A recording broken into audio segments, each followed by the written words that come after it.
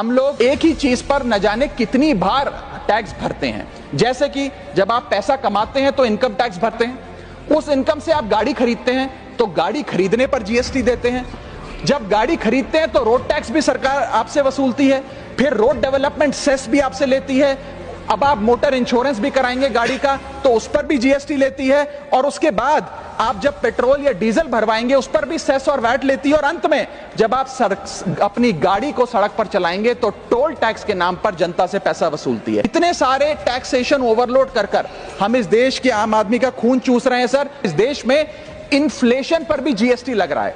वो कैसे लग रहा है?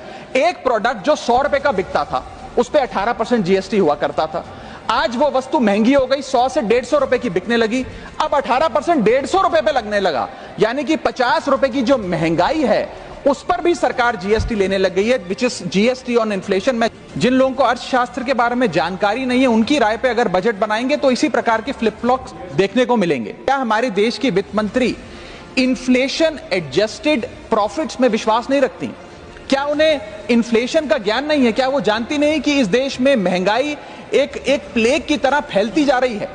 सरकार का एक सूत्री मिशन है टैक्स, सरकार का कमीशन है टैक्स।